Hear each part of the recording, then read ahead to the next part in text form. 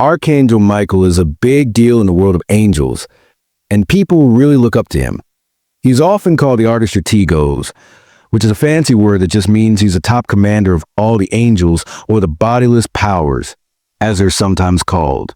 He's a leader, a protector, and someone who's been helping humans for a long time, according to the Bible and church traditions. People pray to him when they need protection from enemies, during wars, or even to keep their faith strong. His big feast day is November 8th, when the church celebrates him along with all the other angels in something called the synaxis of Michael and the bodiless powers of heaven. There's also a special day on September 6th that remembers a miracle he did at a place called Colossae. The name Michael is pretty cool. It means like unto God, or who is like unto God.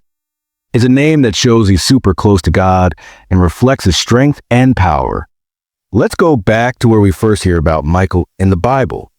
In the Old Testament, in the book of Joshua, there's a story about the fall of Jericho. Joshua, who's leading the Israelites, looks up and sees a man standing in front of him holding a sword. Joshua's not sure who this guy is, so he asks, "Are you on our side or the enemy's side?" The man, who many believe is Michael, says, "Neither. I'm a commander of the Lord's army." That's a powerful moment. It shows Michael's role as a leader who serves God directly, not picking human sides, but doing God's will. Michael shows up again in the book of Daniel. In one part, he helps another angel, Gabriel, in a spiritual battle against the Persians. Later, in a vision, Daniel learns that Michael is a great prince who protects God's people. The vision says that in the end times, Michael will stand up to defend them during a really tough period, worse than anything the world has ever seen. So, he's like a guardian for Israel in the Old Testament, and later for the church, God's chosen people. The church fathers, who are early Christian leaders and writers, also talk about Michael doing some amazing things. For example, during the Exodus, when the Israelites were leaving Egypt, they say Michael was the one leading them as a pillar of cloud during the day and a pillar of fire at night. That's how they knew where to go. He's also credited with protecting people in some dramatic moments, like when 185,000 soldiers of the Syrian Emperor Sennacherib were wiped out, or when he saved 3 young men, Ananias, Azarias, and Misael, from a fiery furnace because they refused to worship an idol.